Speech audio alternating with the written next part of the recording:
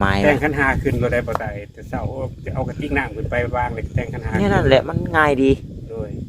เฮาบ่มีนะอีเลิกก็เลยอีกมากมายดอกแม่นเฮาแต่เฮาบ่มีเฮาว่ามันคักมันก็คักแล้วแหละโดยแล้วมันก็เป็นมือดีพอเมื่อวานนี้วันที่9เนาะแม่นแล้วกับส่วนหลายมันสุกพร้อมกับส่วนหลายคนเฮ็ดดอกเด้อเมื่อวานเด้อจังได๋โอ้บ่แซนรถล้มบ่แซนเอาขึ้นนี่เนาะเอาปงเดี๋ยวปงลงก่อนเดี๋ยวสิเอาซอยมันสิคั่วฮะมันสิคั่วอะไรโอ้สินักเจ้าแล้วมันน้องมันด่ามันเฮ็ดบ่เป็นได้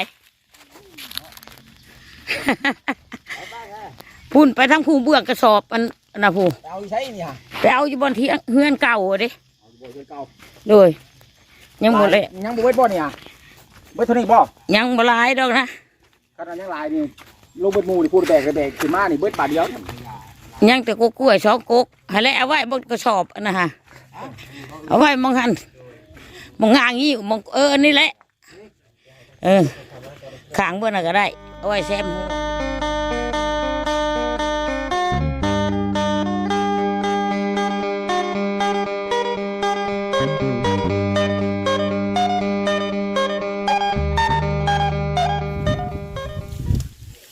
โอเค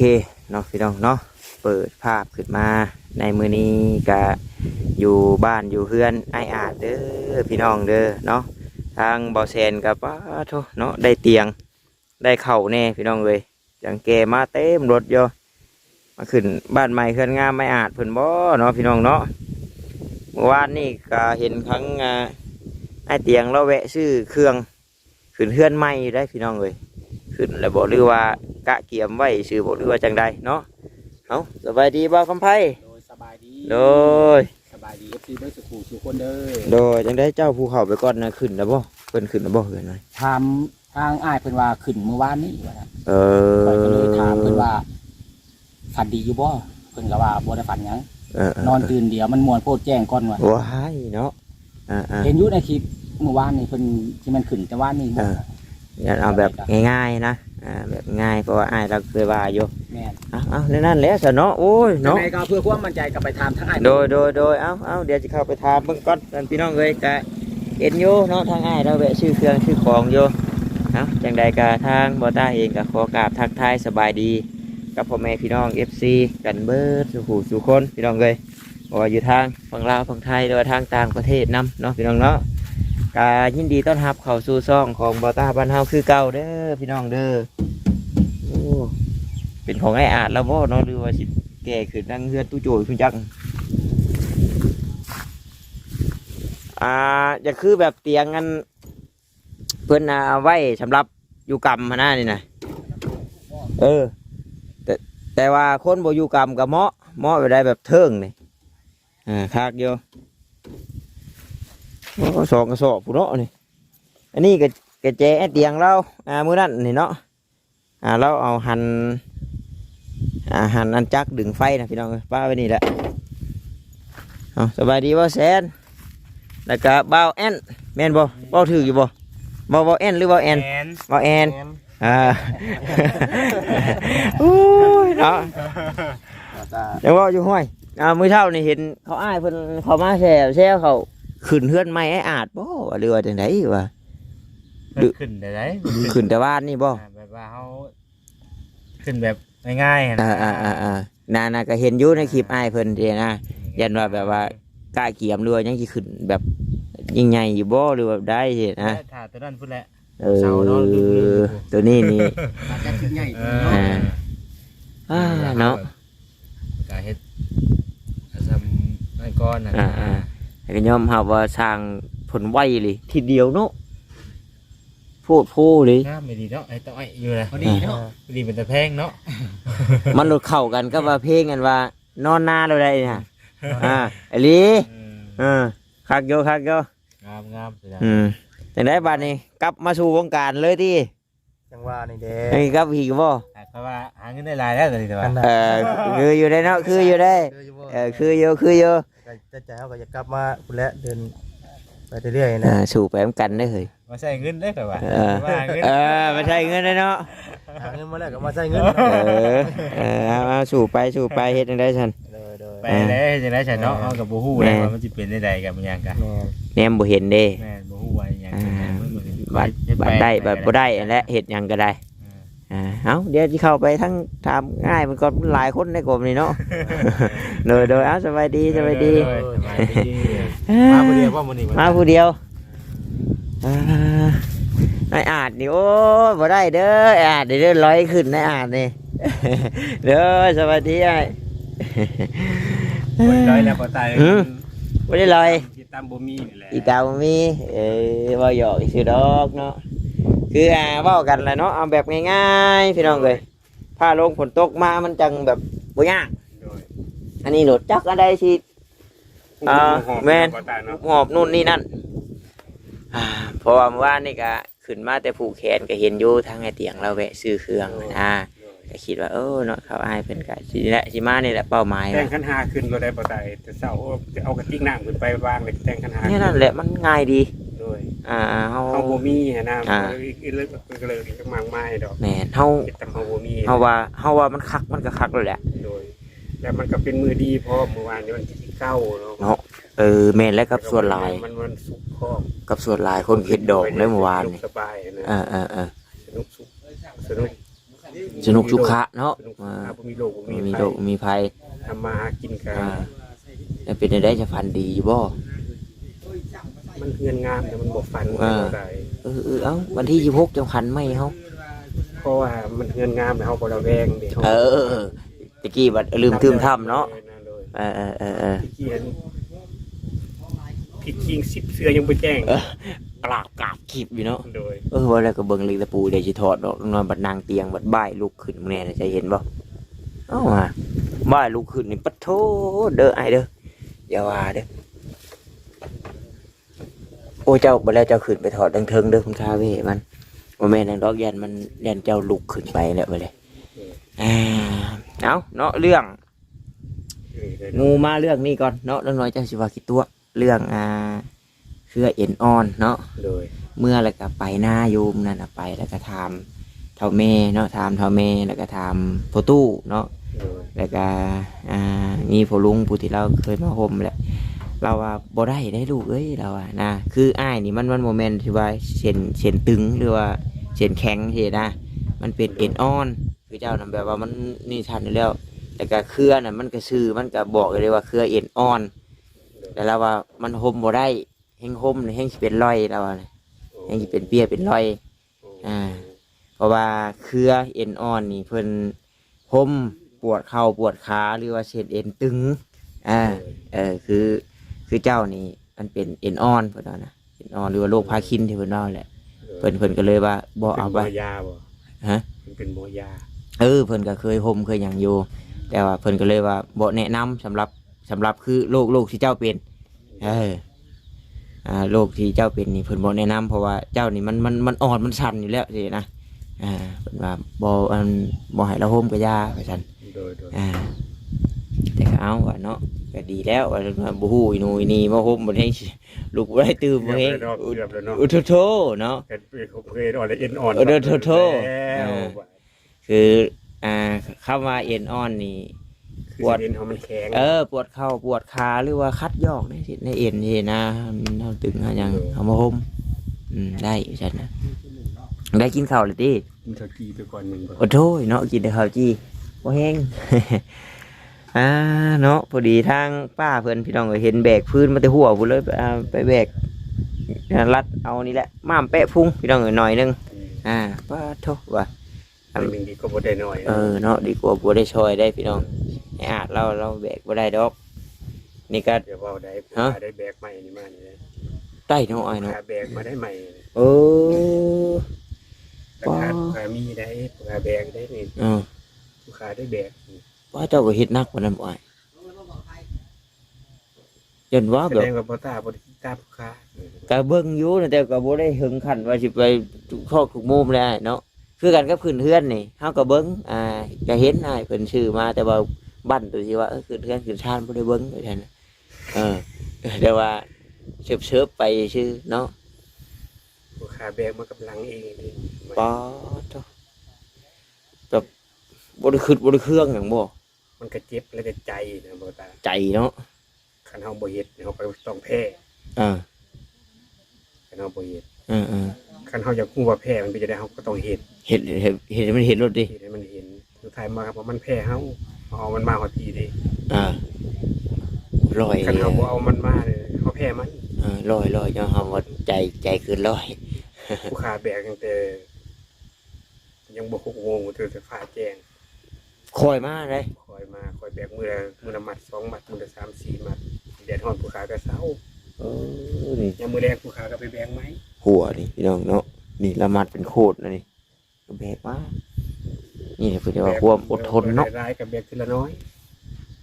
ดีกว่าเฮ็ดคือนี่นะนี่ โดย เนาะดินนี่นะ โดย ผู้หันผู้แห้งนี่ขี้แบะเด้นี่คือเบาต้ากับมื้อนั้นก็ไปซับ2 3ก้อนก็นั่งก็น่าอยู่ซั่น ว่าบ่ ว่าบอลเบิดแล้วเด้พี่น้องเนาะ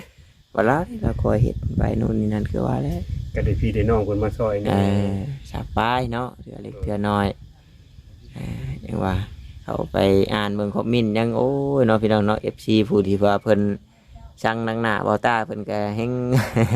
ว่าอยู่ซั่นเนาะเห็นไปทางใดก็ไป คือเป็นหยังช่วงนี้เบาตาจังบ่ขึ้นไปเฮือนน้องบุญทวี มันเบิดแนวเฮ็ดคักแน่แล้ว ขึ้นไปก็นอนอยู่แต่อูละงึงละงางนะเอาไปมาน่ะ FC น่ะสิเป็นอันซังเฮ็ดหยังเนาะส่วนดินกับเฮือนก็แล้วแม่นบ่ทำสิก่อเฮือนก็มันบ่มีแนวเฮ็ดแล้วสินะ ไป ฮะ เบิดงบ แม่นบ่มีงบแล้ว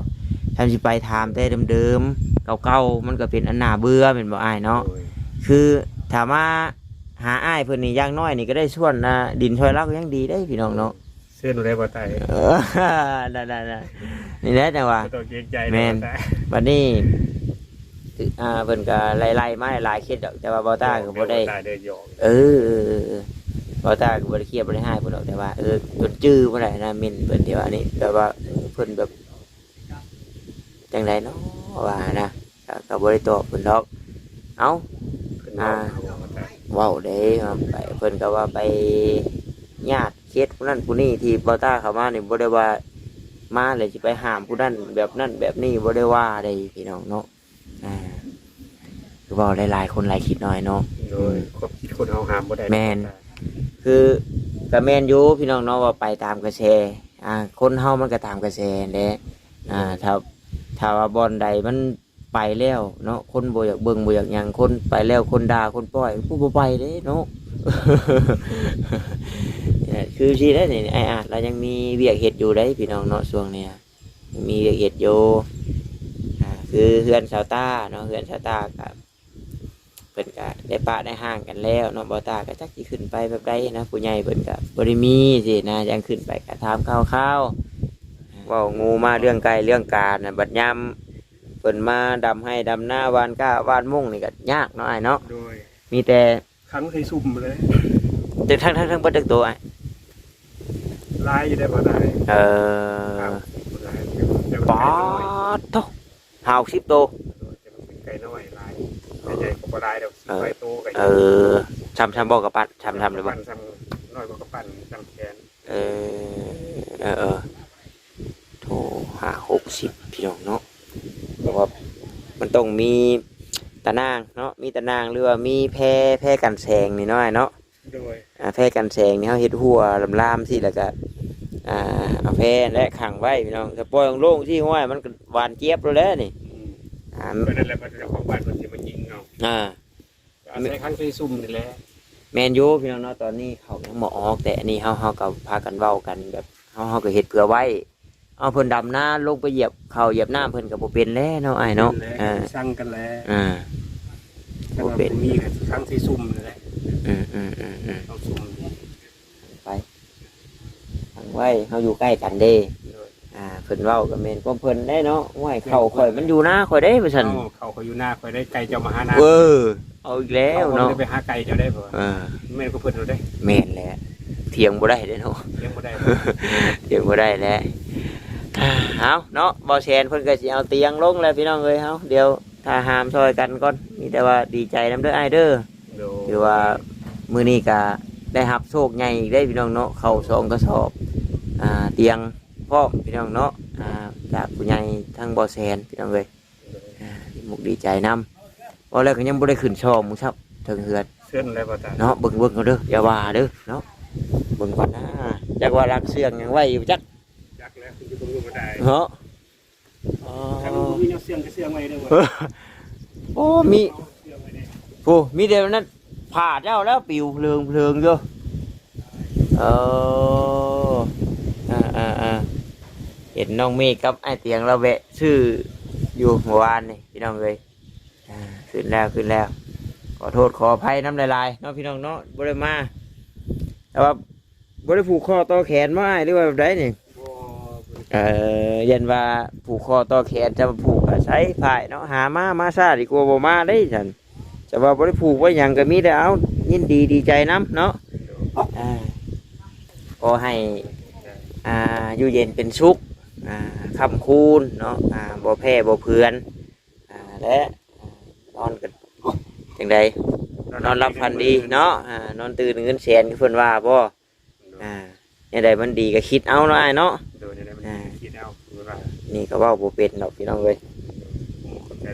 โดยคำคูณดีดอกพี่น้องเอ้ยทุกสิ่งทุกอย่างนี่ก็โอ้ยเนาะทั้งอ้ายเตียงยอมเฮาว่าเราก็ตั้งใจสุ่มยังไงมันแล้วไวที่สุดพอดีมือสุดท้ายกับฝนตก เบิ่งอยู่คลิปนั่นนะเบิ่งอยู่ตรงคลิป น้ำท่วมไม่ได้น้ำท่วมเนาะแองว่าป้าเท่าว่าพลาดเท่าคลิปขึ้นเฮือนนี่แหละตัวคลิปขึ้นเฮือนนั่นบ่ได้เบิ่งบ่มีไผทายต้นขึ้นได้เพราะว่าขึ้นนึกแต่เช้าจะพอแล้วซะเอาน้ำขึ้นตั้งแต่5 โมงครึ่งแล้วก็แต่งกันหาได้ก็ขึ้นครอบขึ้นเลยแต่กับไผมากก็มีแต่ว่าขึ้นแล้วชื่อเนาะแบบก็มีแต่เอื้อยกับผู้หานี่แบบพอแล้วฉันแต่งกันหาครอบขึ้นบ่ได้มีใครมาอัพคลิปเป็นอย่างไรเฉพาะจังบ่เห็นแต่ว่าตัวน้ำท่วมเห็นอยู่พากันนึกน้องอยู่ว่าน่ะช่างเพิ่นก็ยอมรับว่าไว้พี่น้องบ่มีน้ำบ่ได้บ่มีก็เลยเฮ็ดสำที่เฮามีพอมีเงินซื้อดอกไม้ถูกเทียนมาก็ซื้อแต่ดอกไม้ถูกเทียนมาก็ครอบขึ้นแล้วกันแล้วงานเฮากับเพิ่นก็เฮ็ดกันซ้ำนั่นแหละแม่นข้าวพ่อข้าวแม่เพิ่นคือกันนั่นแหละแม่ยังร้ายกับเพิ่นก็หาเฒ่าหาแก่เฮาบ่มีเฒ่าบ่มีแก่บ่มีทรัพย์สมบ่มีทุนทรัพย์ที่ไปซื้อเขาซื้อน้ำมาซื้อของกินเฮาก็เฮ็ดเอาถ้าเฮ็ดได้ถ้าลำได้ถ้าปฏิบัติได้คือแต่งดองขึ้นเฮือนใหม่เฮ็ดบุญเฮ็ดศีลคือกันเพิ่นบ่อยากให้ล่มงัวเพิ่นบ่อยากให้ฆ่าสัตว์ตัดชีวิตพุ่นแหละนะคำว่าบุญเนาะคำว่ามันเป็นสิริมงคลสินะแล้วบ่อยากให้มีอีหยังตัวเป็นตัวแทนคือเพิ่นว่าคืออ้ายเฮ็ดอันนี้แล้วเนาะมันก็บ่ได้ยุ่งยากอีหยังสินะตามพละกำลังเฮาจังได๋บาดนี้เนาะใกล้สิพักเที่ยงแล้วบ่ทำนี่ก็กินข้าวก่อนได้เฮ้ยหลายคนได้เนาะนั่นมาดีมาบ่ได้กินได้เจ้าเป็นอย่างนี้ครับเนาะเอาเฮาเดินทางนี่เลยดิเฮาเพิ่งโดยแม่นเพิ่นก็ต้องมาหาเฮาแม่นแต่ว่าเฮาเชิญเพิ่นมาโดยต้อนรับโอ้ถึงที่ว่าสิอดสิอยากก็ยาโดยก็คือผู้ค้าเว้าแล้วว่าขอโทษขออภัยนำบ่มีแนวรองรับสะดวกให้ทุกท่านที่มาเยี่ยมมายามก็คือของน้ำของในบ่มีก็ขอโทษขออภัยนำหลายๆโดยเอาเนาะแบบนี้ก็อาจสิบ่สะดวกให้ได้กับผู้แลของน้ำสีเขียวได้อยู่เนาะบ่ให้ยากน้ำดอกนะมีแต่เจ้าผู้ไปมาลำบากนั่นแหละเนาะยันว่ายากที่เว้าออกมานี่ก็เว้าเพื่ออ้ายเรานี่แหละพี่น้องเอ้ยอ้ายตัวบี้ไปนึงครับแกรถมาอีกพี่น้องแกรถเข็นมาเตรียมที่สูดินจุดดอนแล้วซอยๆกันนี่แหละพี่น้องเอ้ยเอาโอเคใช่เนาะเพราะว่าทั้งให้เตียงทั้งเงินมาเป็นทั้งบอเซนเพื่อจะเอาเตียงมามอบให้เนาะเอาสบายดีใช่โดยใจดีทุกท่านในต่างประเทศโดยขอทักทายสบายดีโดยสุดท้ายมากะ ให้โชคดีกันแล้วกัน โดยโดย เบิดทุกท่านเด้อ โดยเนาะสาธุพี่น้องเอ้ยเนาะไปสาพี่น้องเนาะเอาก็ถือว่าดีใจน้ำไอ้อาจเรามื้อนี้เนาะมีหลายคู่หลายคนเข้ามาถือว่าได้โชคใหญ่อยู่แล้วเนาะ